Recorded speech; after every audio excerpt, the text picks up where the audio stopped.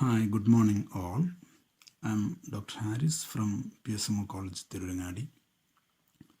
Here I am with another segment of our lecture series in T.S. Eliot's Wasteland, which is one of the most brilliantly artistic and aesthetic achievements of 20th century.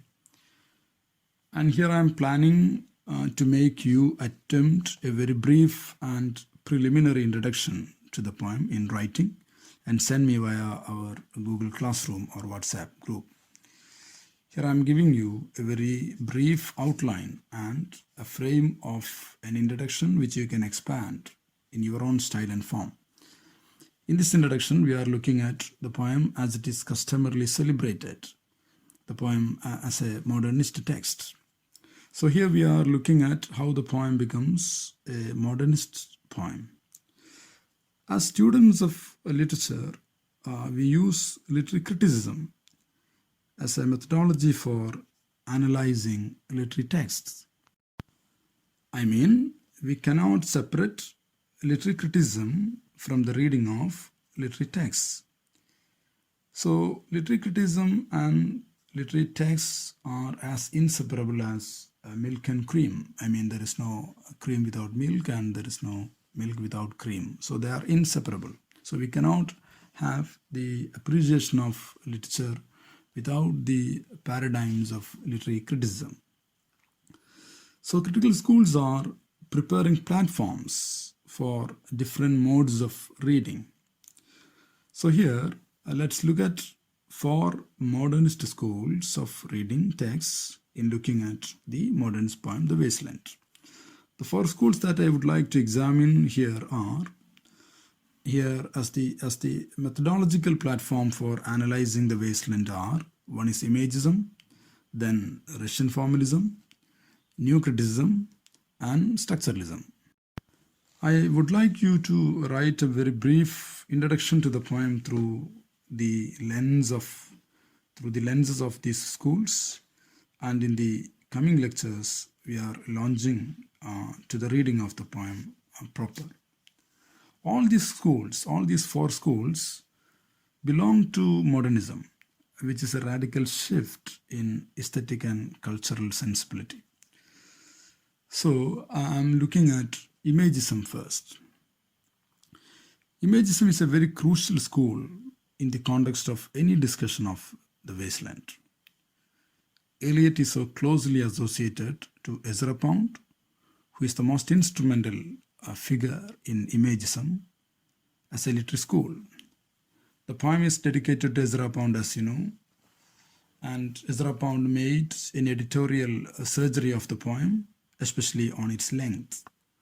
Both Eliot and Pound are so much influenced by their teacher, the new humanist Irving Babbitt, who made a radical shift from the subjective and expressive dimension of literature, which was so popular among the Romantics. And with the advent of imagism, an objective turn takes place in literary analysis. The poet's emotion is transmuted into an image which simplifies the aesthetic perception. So the potential of the poet is in finding out an exact formula that can transfer the emotion from the poet to the poem, and from the poem to the reader. So this trialogue of reading is brought about by the use of a proper image. This image is supposed to carry the art emotion, which is impersonal and objective. Ezra Pound himself remarks that this experience as an experience that provokes the reader into a transcendent state of mind through a combination or equation of words that would lead to a fuller and richer aesthetic and artistic experience. Here, the poet finds the proper image to translate these emotions. Here we are reminded of the term objective correlative, which was popularized by T.S. Eliot in his essay Hamlet and His Problems. So an objective correlative is in fact a formula for a particular emotion. Coming to the poem from this perspective, we know that it is a series of objective correlatives. The whole poem is an objective correlative. And we have a series of objective correlatives woven together. So I would like you to find out proper objective correlatives from the poem. For instance, at the very opening itself, we have a series of beautiful emotional correlatives in language, linguistic correlatives in the poem. Let's look at the very beginning, and the opening of the poem is dominant with images of wet land, dead land, mixing with dull roots, which would sprout here and there, on and off. And the emotion of memory and desire, which would be buried for some time, which would come out or sprout in our thoughts.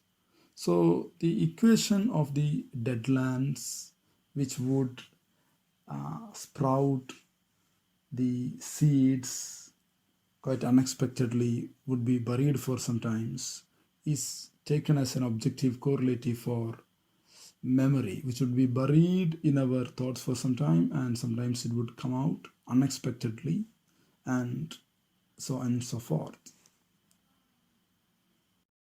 Here we find a poetic attempt to bring out the emotion through the proper formula of images into language.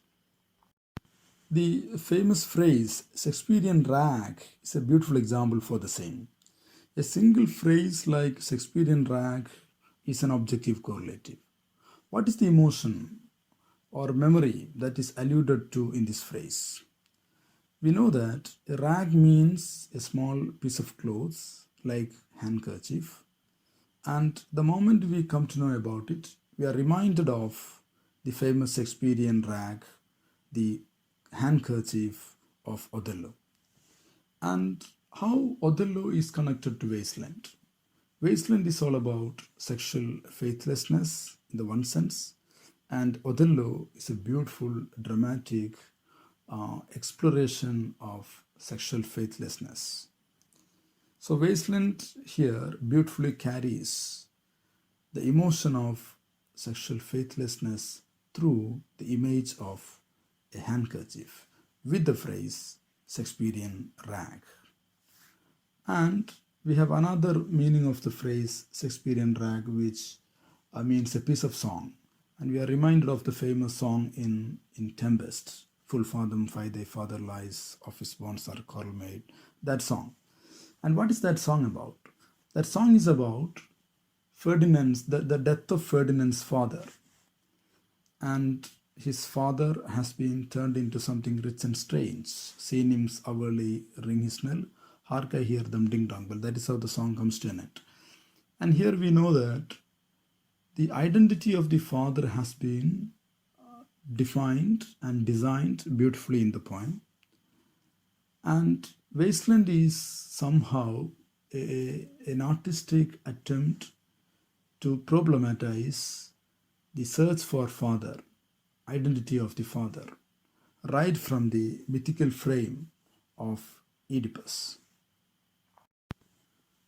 Similarly, the entire poem is finding out proper objective correlatives.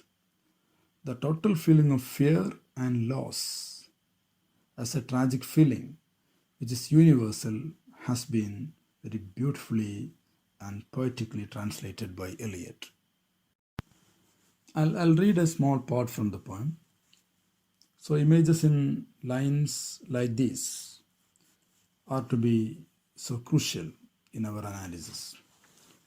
I'll read, quote, a heap of broken images where the sun beats and the dead tree gives no shelter, the crickets no relief, and the dry stone no sound of water, unquote. These lines perhaps carry the entire emotion of the poem. Eliot's concern with the fragmented world and the wasteland of spirit, the wasteland of sexuality, and the wasteland of religion. Everything is beautifully captured in these particular lines. So the equation between emotion and poetic or linguistic correlative becomes a constant concern in an analysis from the perspective of imagism. So reading the poem from this perspective, highlights these equations. Even the form of the poem becomes an image to carry the fragmentation in the poetic conscience. So the fragmentation in the narrative conscience is an equation of the fragmentation in the temperamental conscience of the poem. As we generally understand, the poem is all about fragmentation and disjointedness. Fragmentation of European psyche, fragmentation in the ontological security and sense of being, and similarly the epistemological fragmentation. So in the poem we read lines like, "Son of man, you cannot say or guess, for you know only a heap of broken images." This sentence in the poem perhaps indicates not only the modernist poetic predicament, but also the forthcoming structure of the wasteland. So let's say that in Wasteland, Eliot is employing an allegory to arouse feelings with a collage of isolated images and literary allusions. Language and syntax is fractured in a way to carry this emotion here. So here I am concluding this part of our discussion, which largely focuses on imagism. I would like to conclude with a reference to Donald Davy in his famous book Articulate Energy, where he talks about the poetic syntax, which later got explained by critics like Graham Howe, who calls this as subjective syntax because it functions to please us by the fidelity with which it follows the forms of thought, quote unquote, the forms of thought in the poet's mind. So, in short, imagism is a crucial school as a mode of reading platform to look at the wasteland. So I would like you to include this as a mode of reading platform to look at the poem Wasteland. The second reading platform that I would like to outline here is Russian formalism. Russian formalism as a methodological platform for reading poetry is perhaps critiquing imagism. If imagism proposes the simplification of aesthetic understanding, Russian formalism, on the other hand, is focusing on the complication of aesthetic understanding. This modern school of criticism, too, is so crucial in analyzing the poem. As I just mentioned, this school looks at the complexity involved in the artistic process. Russian formalism focuses on the complex, intrinsic dynamics of language of poetry. When we look into the wasteland, we see a kind of deliberately contrived, flamboyant act of presentational complexity. The lines in the poem are deliberately removed from the ordinary modes of rational communication. The two key figures in any discussion of Russian formalism are, one is literariness, and the other one is defamiliarization. While reading the poem, our attention falls on the literariness, or what makes the literature literary, or what makes the poem poetic. The attention falls on the form rather than on the content. The preponderance of the participles in the opening part of the poem is an example. We read words like breeding, mixing, stirring, covering, feeding, and so on. And our attention falls on the form of the poem rather than the content. So a kind of linguistic fascination is brought about throughout the poem, and this linguistic fascination is inseparable from the linguistic alienation, which has been problematized by Russian formalists quite extensively. Both Eliot and Slowsky meet in this point. Artist technique is a very instrumental essay in explaining the friction of poetic language. That essay defines poetic language. The function of poetic language is as to increase the difficulty and the length of perception. Similarly, in T.S. Eliot's essay, The Metaphysical Poets, we read, I quote, "It appears likely that poetry in our civilization as it exists at present must be difficult," unquote. In this essay of Eliot, we continue to read that he writes, "The poet must become more and more comprehensive, more elusive, more indirect in order to force, to dislocate, if necessary, language into his meaning," unquote. This idea of poetic language is reiterated by Victor Slowsky in his essay, The Artist Technique, where we read language of poetry as difficult, roughened, and impeded language. He is listing precedents in this practice. He says, I quote, "According to Aristotle, poetic language must appear strange and wonderful, as in fact it is often actually foreign."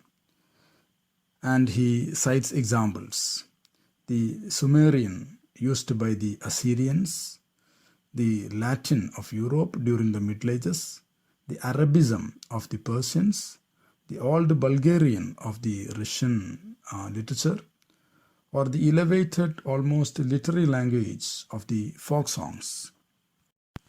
All these are examples for the use of strange language and words in poetic narrative. In the light of these formulations of Russian formalism, Weston becomes a masterwork from a master genius. For example, we have this section, a game of chess, for example, where we have a switching between high and low linguistic registers, in which a pastiche of Cockney dialect full of colloquial vulgarity gives way to an elaborated Shakespearean allusions to Ophelia's final words before her tragic suicide. So the poem is voiced, destabilizing the authority of canonical tradition through incongruous juxtaposition of different modes of narrative threads. So mixing of different voices reminds us of the heteroglossia, polyphony, and other terms so popular in the Russian formalism, especially the Bakhtin school. So, and Eliot's, it is quite interesting to observe on the working title of the poem. Eliot's working title for the poem was "He Do the Police in Different Voices." So it is so significant at this point. In Artist Technique, Slowsky's essay, which I just mentioned, he differentiates the automatic perception from the sensation of speaking a foreign language for the first time. Russian formalism believes that art exists where art recovers the sensation of life. The author's purpose is to create the vision which results from the de-automatized perception. The use of foreign language in the poem in Wasteland can be read in this light. The epigraph itself is a case in point. It's a beautiful fusion of two alien languages, Latin and Greek. So the observation made by, I would like to quote the observation made by Eric Auerbach in his famous book, The Mimesis,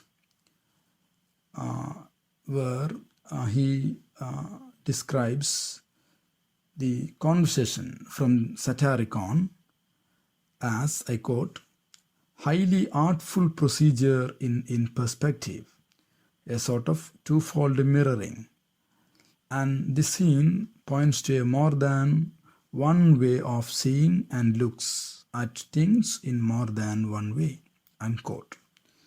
So, taken as a whole, the poem is a striking epitome of the use of extreme defamiliarization of sound and syntax in order to represent the transformed world of modern technological city. Before I conclude my discussion on Russian formalism, I would like to make one more observation regarding the rupture of logic. We know logic works in time and space like grammar works.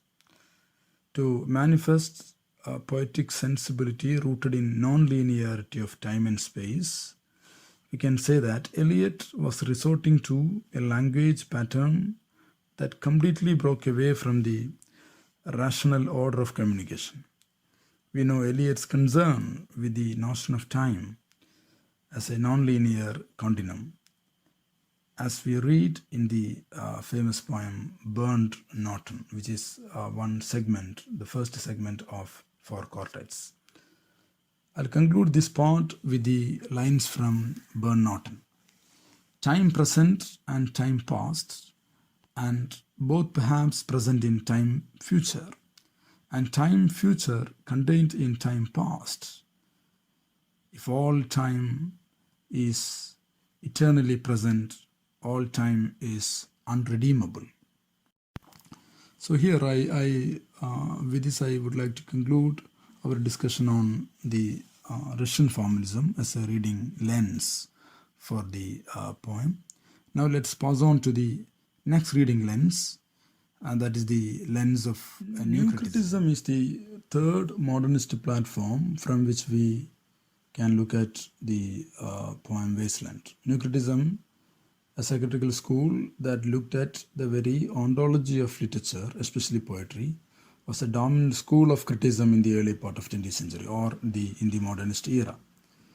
So this school is so crucial a theory in textual analysis as it gets so asserted and rejected in radical schools like deconstruction at a later point of time.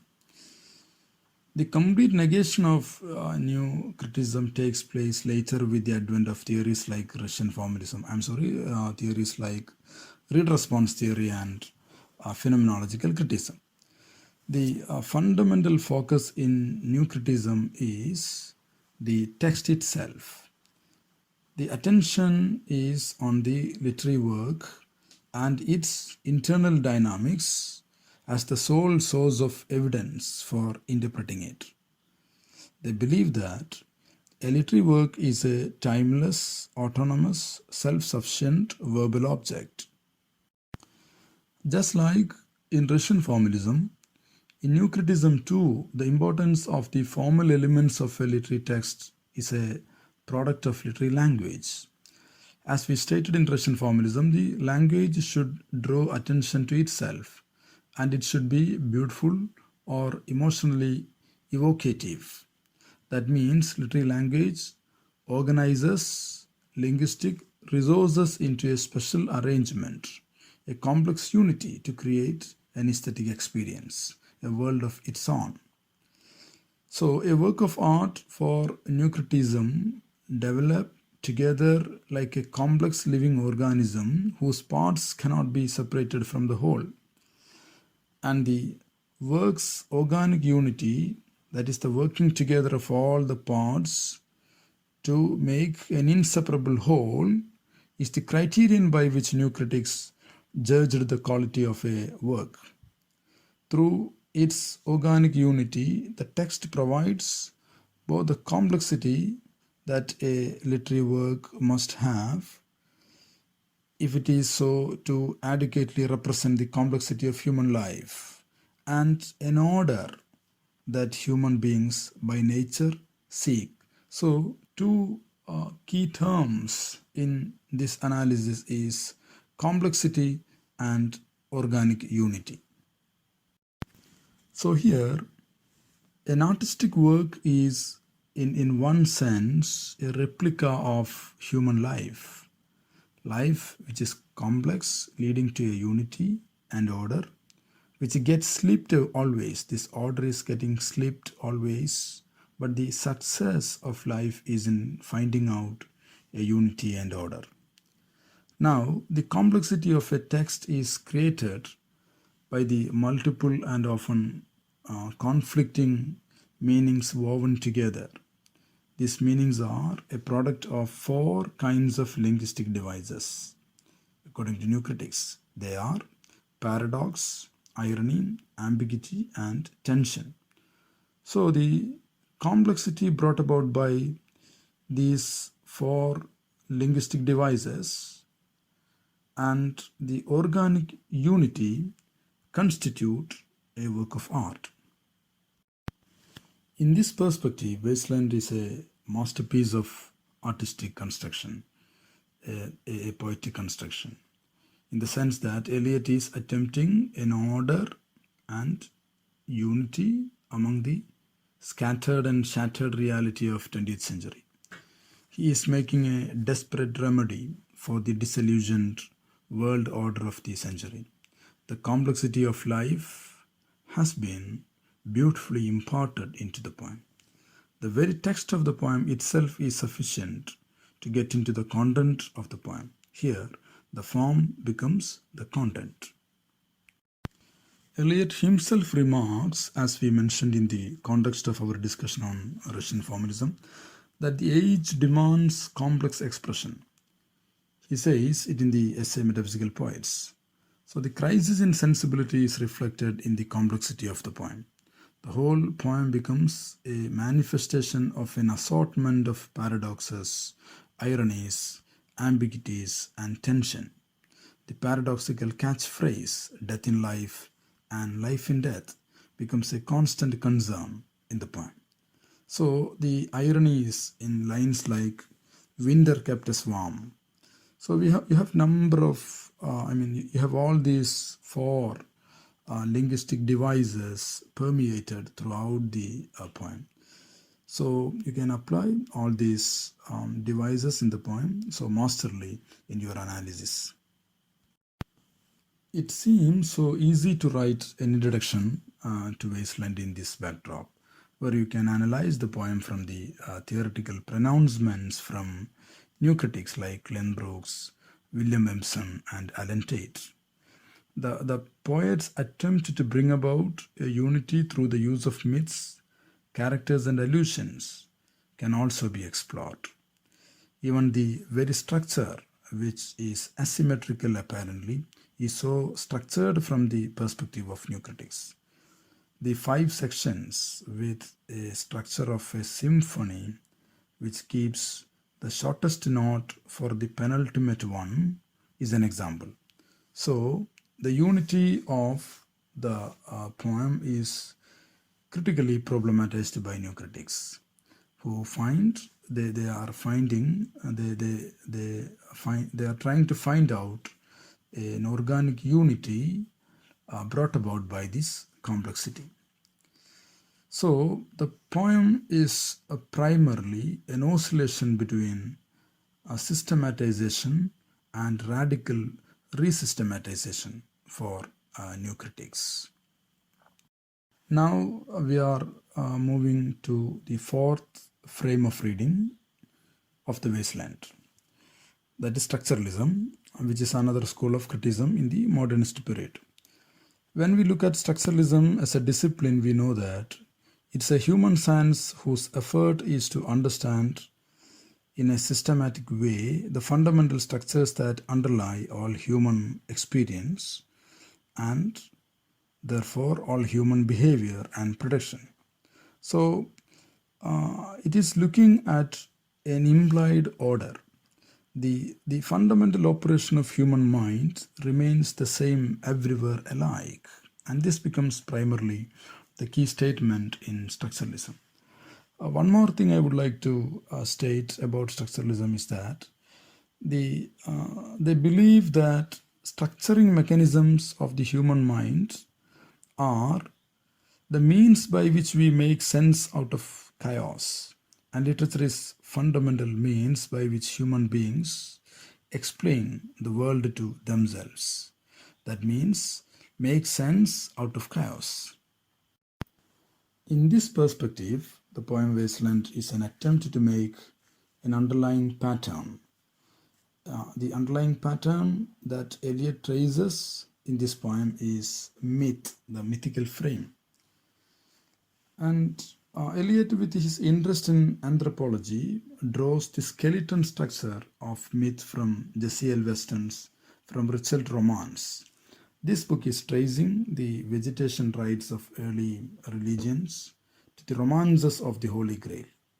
Myth in general provides an explanatory narrative for the early rituals.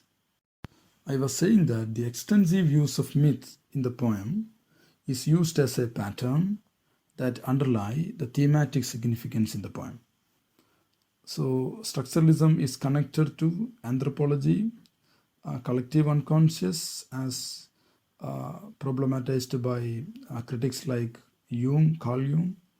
And structuralism believes that, or when we analyze the poem or any piece of literature from this perspective, a work of art from the structuralist perspective, we find that various myths or units of myths, or we call them mythemes like phonemes, constitute the larger structure of human culture, and Wasteland becomes a beautiful case in point. So these cultures, this larger structure of human cultures, get manifested in myth, and myth becomes a hidden language of culture, a sense of mythemes, a collective of myths together bring about an assortment of culture.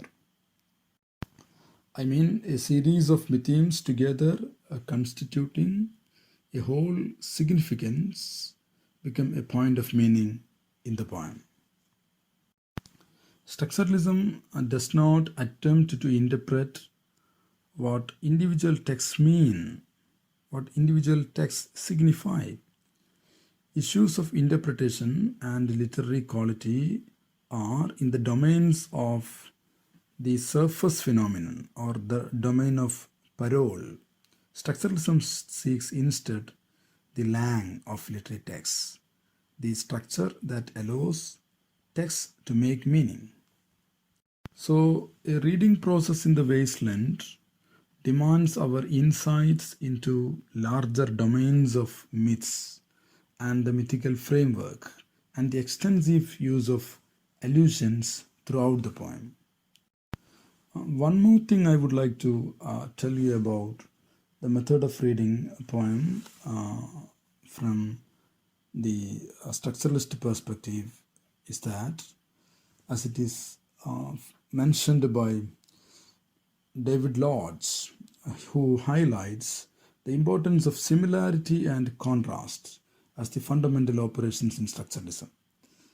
In the Wasteland, this similarity is maintained with the total frame of myths, which gets connected with the quest myth. This observation by David Lodge reminds us of the basic principle of structuralist formulation of thinking, that is binary thinking in binaries. The fundamental binary in the Wasteland is the binary between contrast or contradictions between premodernity and modernity.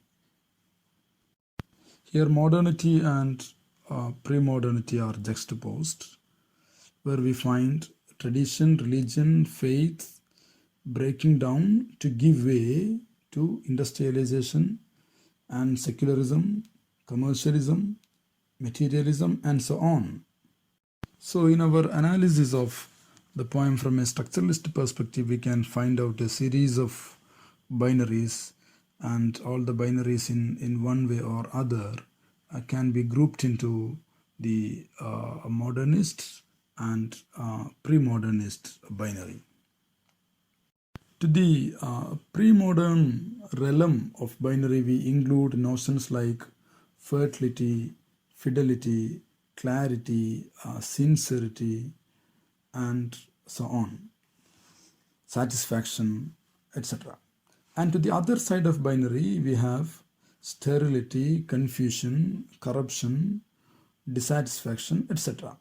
So this contrastive tension seems to get explored throughout the evolution of plot and thought in the poem, and this has to be examined in such an analysis. Throughout the poem, we can find out these contrasts. For example, April with its characteristic pristine beauty is contrasted with the April in the modern times. Then we have figures like divine figures like St. Augustine, Buddha, and these figures are contrasted with the corrupt figures like Madame Sosostri. Similarly, the beautiful relationship like that of Ophelia and Hamlet, and this kind of relationships are contrasted with the relationship between typist and clerk. So throughout the poem, we find a kind of binary thinking in the poem. And all these binaries, in somehow it could be argued that the binary between East and West becomes so dominant and crucial in the poem. And the binary between life and death, as it is so visible, is a constant concern in the wasteland. What we understand here is Eliot is trying to make, as we mentioned earlier, an order out of chaos. He's bringing about a harmony of human culture with the natural environment and express extreme sense of unity of self. So, a structuralist perspective of looking at the poem focuses on how human behavior is determined by cultural, social, and psychological structures. The structuralist formulation that things cannot be understood in isolation, and we have concepts like intertextuality, and all these things are so significant in reading the poem from a structuralist perspective. So this is the fourth platform of reading the poem Wasteland. So here I am concluding. I was trying to look at the Wasteland from four critical lenses of modernism. They are the imagism, Russian formalism, new criticism, and structuralism. So as I mentioned earlier, you may attempt your own explication of the poem from these four platforms and make an introduction, a very brief introduction to the poem as a modernist text. Thank you.